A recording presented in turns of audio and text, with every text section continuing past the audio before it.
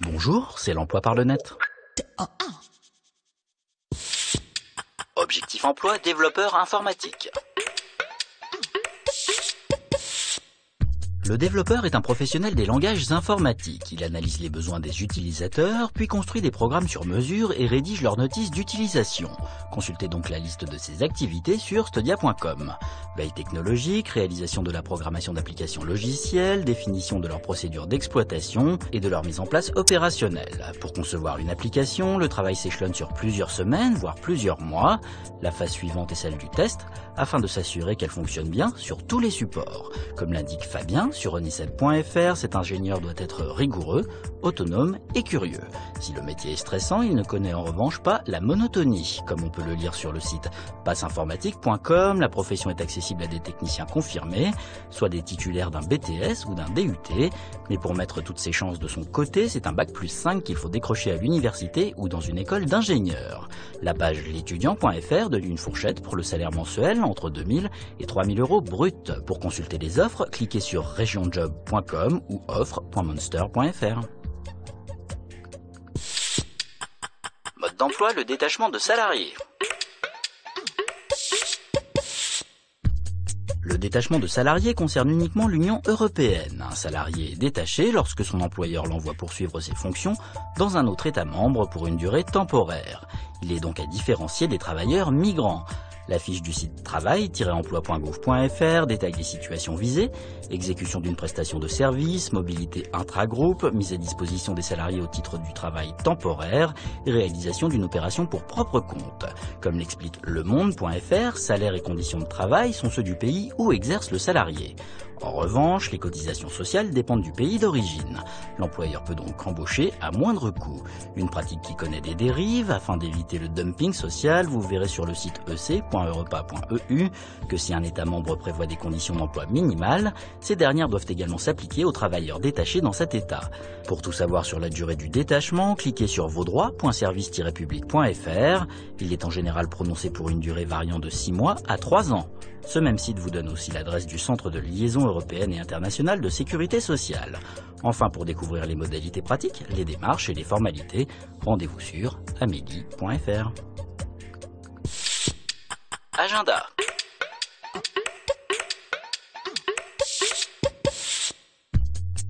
Mercredi 26 mars se tiendra le forum de l'alternance de Sainte-Pazanne. Un rendez-vous pour les jeunes qui souhaitent s'orienter, se former ou se faire embaucher. Toutes les infos sont sur mlpirets.com. Bon, retrouvez cette émission et les adresses de tous ces sites sur france5.fr.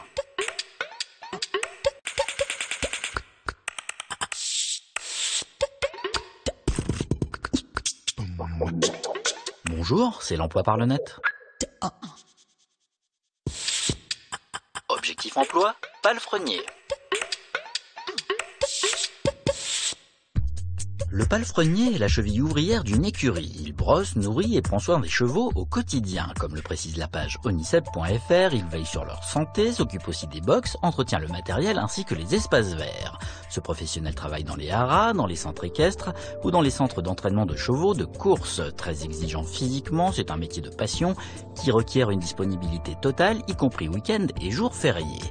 Comme vous le lirez sur étudiant.aujourd'hui.fr, une bonne connaissance des chevaux et le sens de l'observation sont indispensables.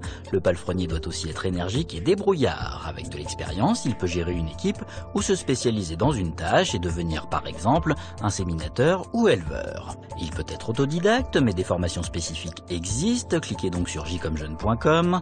Après la troisième, un CAP ou un BEP sont envisageables. Un bac professionnel peut aussi être proposé, ainsi qu'un certificat de qualification professionnelle.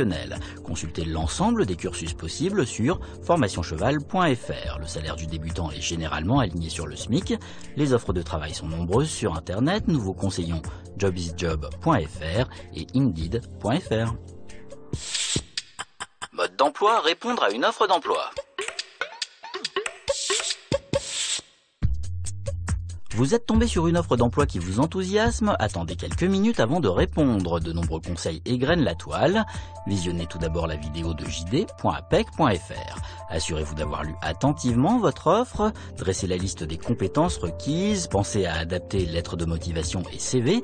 Et surtout, n'allez pas trop vite dans la rédaction de votre mail pour éviter les erreurs fâcheuses. Pôle-emploi.fr vous propose un dossier très complet.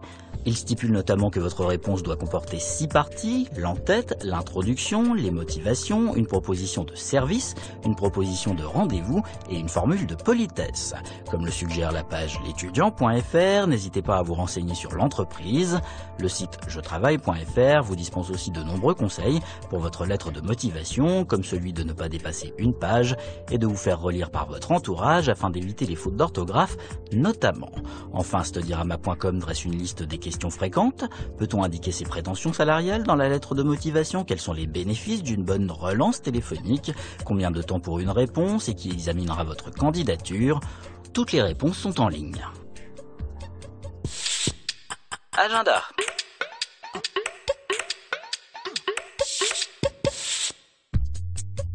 Si vous voulez travailler cet été, rendez-vous au salon Journée Job d'été à Paris les 25 et 26 mars prochains.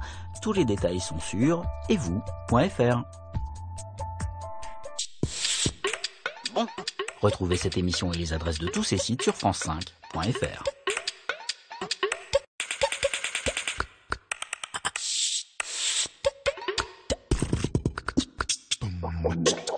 Bonjour, c'est l'emploi par le net. Objectif emploi, savonnier. Comme son nom l'indique, le savonnier est l'artisan qui fabrique et conçoit les savons. Le processus, appelé la saponification, n'a pas évolué depuis des générations. C'est la transformation de graisse solide ou liquide par de la soude caustique. La page coutume-et-tradition.fr indique que le maître savonnier est un chimiste sans le savoir.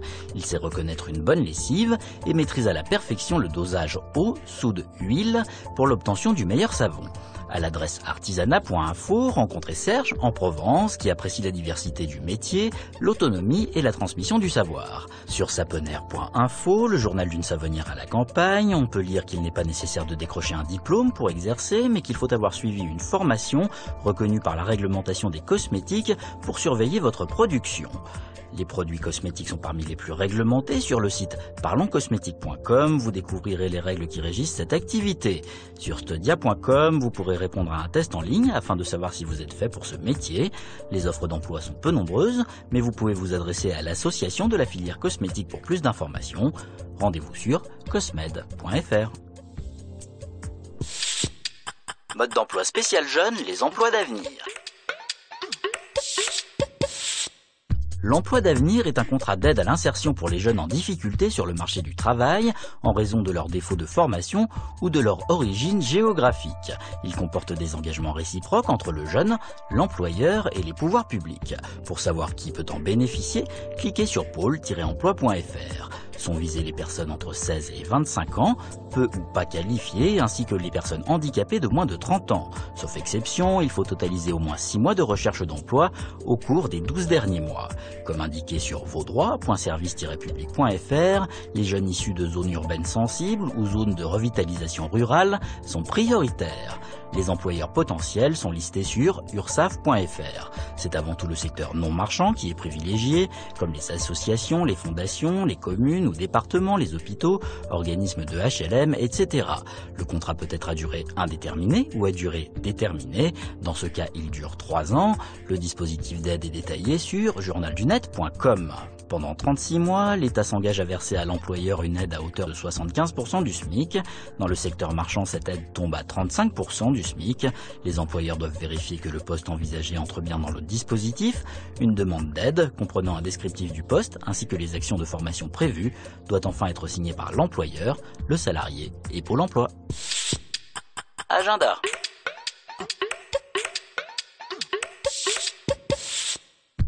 Les 26 et 27 mars prochains au Mets-sur-Seine se tiendra le Forum de l'emploi et de la formation.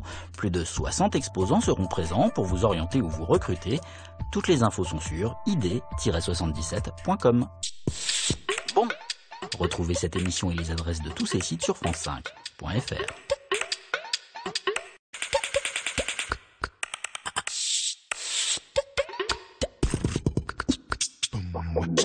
Bonjour, c'est l'emploi par le net. Objectif emploi, sociologue.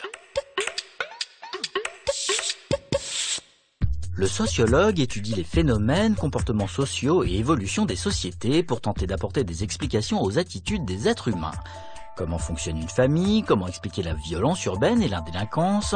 Pourquoi divorce-t-on aujourd'hui plus qu'hier? Autant de questions diverses sur lesquelles il travaille. Comme l'indique jcomjeune.com, ce scientifique commence son travail par une phase de recherche et d'exploration, puis récolte des informations sur le terrain en véritable enquêteur, et enfin analyse ses données. Consultez les compétences requises sur onicep.fr. Qualité rédactionnelle, notion de mathématiques, mais aussi curiosité, objectivité, intuition et rigueur. Sur lesmétiers.net, rencontrez Ahmed, enseignant-chercheur et sociologue d'entreprise qui a passé un doc de sciences du langage, puis intégré l'école des hautes études en sciences sociales. Comme vous le verrez à cette même adresse, il faut un niveau Bac+5 à Bac+8 pour exercer. Deux voies existent, l'université ou les établissements supérieurs spécialisés. Consultez par exemple le site de la faculté d'anthropologie, de sociologie et de sciences politiques sur fassp.univ-lyon2.fr. Le salaire varie de 1 500 à 2 000 € bruts par mois. Pour des offres d'emploi, rendez-vous sur indeed.fr. Création d'activités mode d'emploi, les TPE.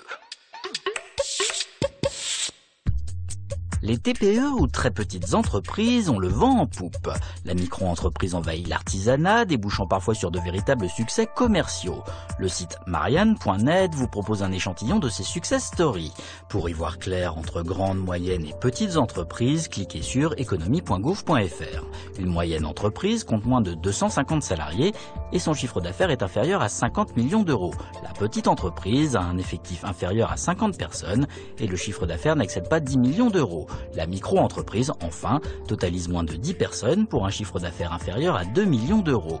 Si l'aventure vous tente, rendez-vous sur le site de l'Union patronale des très petites entreprises, ontpe.org, qui vous propose un dossier très complet en vous présentant toutes les formes possibles de TPE. Auto-entrepreneur, libéral, SARL ou association entre autres.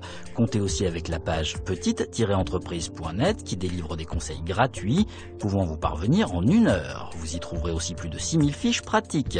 Sachez aussi que Pôle emploi a mis en œuvre un plan stratégique pour les 3 prochaines années afin de proposer aux TPE des services sur mesure tels que l'aide au recrutement. Tous les détails sont sur pôle-emploi.fr. Enfin, si vous cherchez l'inspiration, n'hésitez pas à consulter la liste des tops et des flops des TPE sur journaldunet.com. Agenda.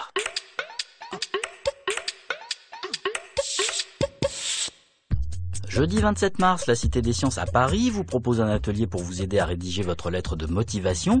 Toutes les infos sont sur cité-sciences.fr.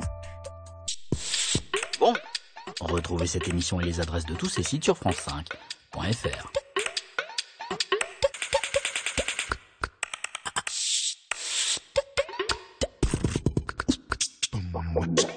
Bonjour, c'est l'emploi par le net. Objectif emploi, urbaniste.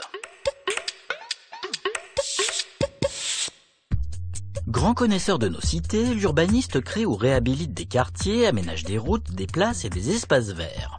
Découvrez cette activité sur lesmétiers.net. En collaboration avec des architectes, sociologues ou des juristes, ce professionnel élabore des programmes d'amélioration du cadre de vie pour le compte du secteur public ou privé. Il étudie la faisabilité d'un projet, prend en compte les problèmes d'environnement et les données sociologiques ou économiques, rédige des notes et conseille les élus, entre autres. Comme l'indique la page onicep.fr, les qualités requises vont de compétences rédactionnelles à la négociation, en passant par le goût du travail en équipe ou des capacités de persuasion. À cette même adresse, Christophe confie apprécier les rencontres qu'il est amené à faire, sa présence sur le terrain et la multiplicité des interlocuteurs qui rendent le métier passionnant. Pour connaître les formations existantes, cliquez sur jcomjeune.com. L'urbaniste est issu des écoles d'architecture, spécialisation urbanisme, de formation universitaire de niveau Bac+4 minimum ou des écoles d'ingénieurs. S'il veut travailler pour le compte de l'État, il doit passer un concours. Pour cette dernière catégorie, 2 options, urbanisme et aménagement d'une part ou patrimoine architectural et paysage de l'autre. Enfin, n'hésitez pas à vous balader sur le site développement-durable.gouv.fr qui propose un dossier très complet sur l'urbanisme d'État. Mode d'emploi, travailler en Islande. Le plus petit des pays nordiques, l'Islande, a retrouvé le chemin de la croissance en 2010. Son taux d'emploi est à présent de 80%. Sur OECD, betterlifeindex.org, vous pourrez comparer l'Islande à d'autres pays sur les thèmes du logement, du revenu, de l'emploi ou de la satisfaction. Si ces notes en équilibre travail-vie ou revenu sont inférieures à celles de la France, le lien social y est beaucoup plus fort. Pour des infos sur le marché du travail, rendez-vous sur ec.europa.eu. L'industrie des services, tourisme en tête, représente la majeure partie des activités. Pour trouver un emploi, il est essentiel d'avoir fait de bonnes études. En Islande, 67% des 25-64 ans sont diplômés du deuxième cycle du secondaire ou équivalent. Des fiches sur les échanges et investissements, la situation économique, la politique commerciale et les positions multilatérales peuvent être consultées sur trésor.economie.gouv.fr. Comme vous le verrez sur iceland.is, en tant que membre de l'Union européenne, le français peut travailler librement en Islande sur une période allant de 3 à 6 mois. Au-delà, il faut demander la résidence légale en justifiant notamment de revenus réguliers. Sur ce même site, vous trouverez une liste d'adresses utiles. Pour plus d'informations sur la demande de résidence, rendez-vous sur mcc.is, une page en anglais. Agenda.